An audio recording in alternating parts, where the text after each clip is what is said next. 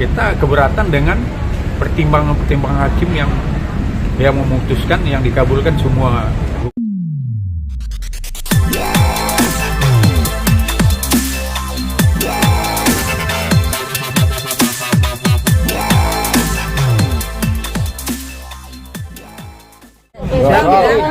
Bang, mungkin dijelaskan seperti apa kita hari ini Amar atau update-nya kondisi. Ya, insya Allah baik. Kita ya udah menjenguk ya, kemudian udah ngobrol-ngobrol juga. apa yang diobrolkan? Apa ini ya? Ya, yang diobrolkan tentu untuk Status perkara yang di Polres ke depannya, bagaimana kapan proses P21. Tapi udah ada penerangan Bang, saat kapan P21 itu apa terlaksana atau seperti apa Bang? Kalau untuk di penyidik tentu wartawan bisa nanya ke rumah sampai di mana berkasnya. Karena kan berkas itu kalau terakhir kita ngecek kejaksaan ke P15. Berarti berkas kembalikan ke penyidik. Dan penyidik kan harus memperbaiki atau ada petunjuk dari jaksa yang harus dipenuhi. Nah, untuk itu pasti kita minta ke rekan-rekan yang menanyakan ke humasnya Polres kasusnya sampai di mana. Karena kan sifatnya pengacara kan apabila dibutuhkan baru kita datang, apa itu ada BAP atau nyangkut dengan berkas perkara. Nah, sampai saat sekarang kan kita belum ada pemberitahuan apakah berkas ini sudah di sini sudah dikembalikan lagi ke jaksa. Untuk lebih jelasnya ya paling rekan-rekan bisa tanya ke Polres ya, ke humasnya. Bang, untuk update untuk pemberian masker sendiri mungkin seperti apa sih Bang? Karena kan memang Amar kan di sini kan tidak ada pemasukan ataupun pekerjaan, menyanggupi atau tidak, seperti apa? Ya kan biar saya luruskan sekarang ya. Pertama untuk masalah nafkah, Amar itu tidak keberatan. Karena itu kan kewajiban orang tua. Bercerai dan tidak bercerai itu kan tetap kewajiban dari Amar untuk memberikan nafkah ke anaknya. Dan itu pun belum pun ada keputusan yang inkrah. Itu pun sudah diberikan juga oleh Amar melalui dikirimkan ke Adit untuk diberikan ke anaknya. Jadi kalau masalah itu ya sekali lagi kita luruskan, itu tidak benar bahwa Amar ya cuma keberatan masalah nafkah. Padahal itu sebenarnya kewajiban dia. Kemudian posisi perkaranya sekarang kan kita udah mengajukan banding. Itu udah terdaftar di Pengadilan Agama. Jadi posisinya sekarang kita lagi menyusun memori banding. Kapan Bang? Agendanya kira-kira kapan Bang? Kita mengajukan banding itu sejak tanggal 13 ya. Itu kan waktu berakhirnya untuk kita mengajukan banding itu tanggal 14. Karena tanggal 14 itu adalah pemilu. Nah, kita majukan ke tanggal 13, kita masukkan ke Pengadilan Agama Depok. Nah, sekarang kita lagi nyusun memori banding.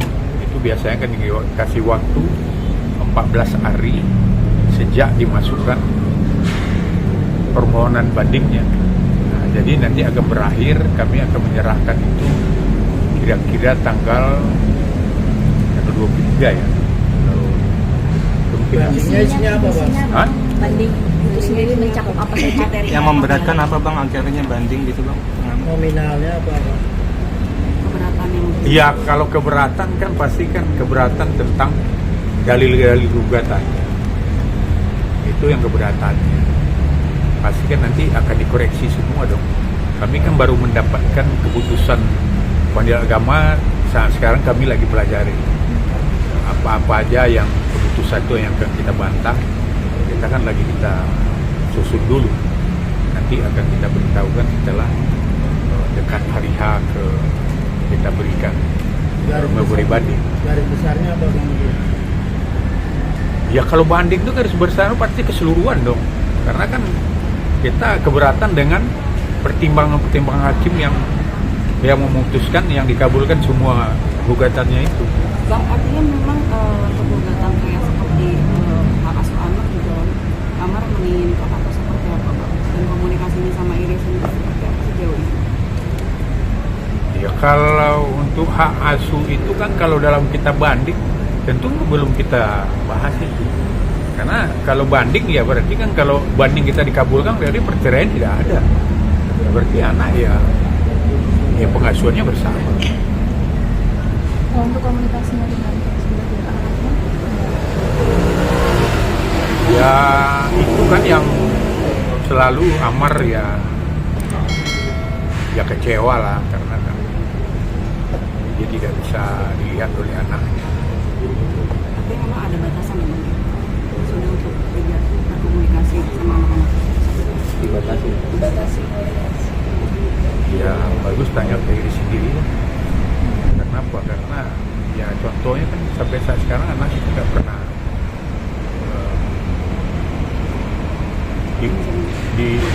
diberikan atau diantarkan oleh entah pembantunya kayak entah ibunya kayak untuk melihat Amar, kan nggak pernah ada.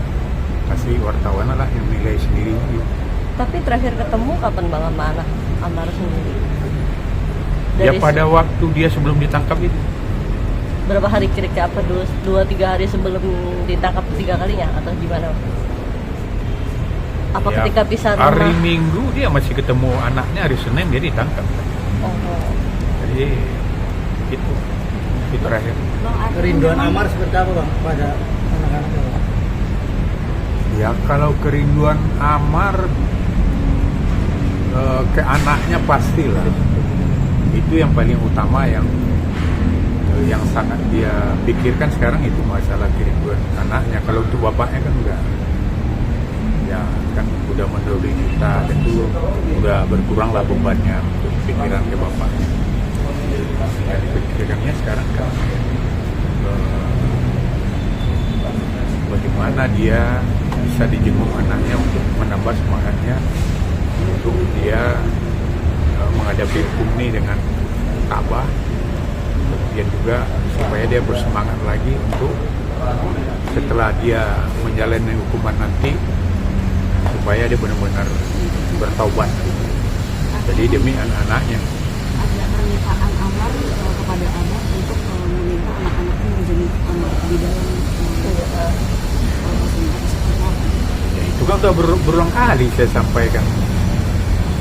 Sejak di persidangan pengadilan agama kan udah kita sampaikan juga. Ya kan rekan-rekan lihatlah jawaban dari bukan emailnya, dari pengacaranya. PH-nya selalu mengatakan ya menurut pendapat psikolog lah, ya nggak bisa anak-anak kalau melihat bapaknya di penjara. Ya, itu kan indikasinya kan begitu. Ya kalau Iris sendiri kan nggak pernah ngomong juga, yang selalu ngomong kan ke PH-nya. Apa itu bahasa dari Iris, kita nggak tahu juga apa bahasanya pengacaranya sendiri, kita nggak paham itu. Tapi sepengetahuan kita kan kalau namanya anak-anak mau nengok orang tuanya, ambil dulu.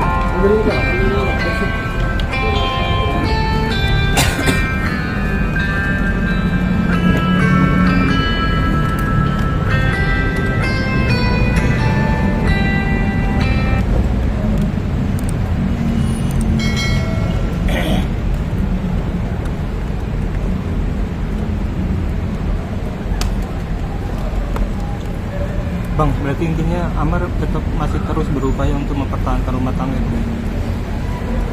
Ya dengan menjalan banding itu otomatis kan mempertahankan. kan banding udah resmi udah kita ajukan, jadi dia tetap akan, ya kalau bandingnya dikabulkan berarti mempertahankan. Jadi banding itu karena dia menolak cerai atau bukan karena dia menolak menikah? Ya kalau menolak nafkah itu kan memang kewajiban sebenarnya. Jadi kita udah beberapa kali saya luruskan, untuk nafkah tidak ada masalah. Kalaupun dia di dalam di sini pun, contohnya dia tanpa ada keputusan dia kirim ke anaknya kok. Kalau sudah pernah dikirim? Ya pasti kan media udah tahu semua. Kan? Bang, ini terkait nafkah, berarti kan ini kan digantikan oleh adiknya, Amar gitu. Sementara waktu, apakah kayak Amar kamu dulu kah atau kamu seperti apa bang? Ya, media sebenarnya kan lebih tahu juga bahwa nggak pernah Amar mendelegasikan ke adiknya untuk memberikan nafkah. Itu duitnya dari Amar diberikan melalui adiknya karena dia ada di tahanan, jadi dikirim. Mungkin duit itu saya lebih paham karena apa? Saya paham lah karena tidak pernah Amar itu meminta tolong ke siapapun, baik ke adiknya untuk membayarkan nafkahnya. Kondisi Amar sekarang sendiri kan kabarnya nih bang, berat badannya memang Makin besar ya, Pak. besar. Benar nggak sih kondisi ini seperti itu? Atau seperti apa? Ya sebenarnya kalau berat badan mungkin pertama masuk sebulan sampai 2 bulan ya mungkin iya, sekarang udah gak mulai apa, mungkin dia udah sel udah rajin olahraga juga, macam push up. Tapi benar berat badannya naik, Bang. Kalau pertama masuk itu ya selama 1 bulan masuk ya ada kenaikan. Kalau sekarang karena dia banyak beribadah, kemudian dia berolahraga, push up. Itu Malah sampai badannya makin tegap gitu, makin. sampai puasa Senin Kamis juga, Bang. Ya, dia puasa Senin Kamis, puasa Daud juga. Itu upaya Amar sendiri untuk menurunkan berat badan atau gimana? Upaya Amar sendiri untuk menurunkan berat badan. Ya itu kan bukan, kalau namanya puasa pasti itu ibadah. Kalau berat badan ya push up, ya sit up.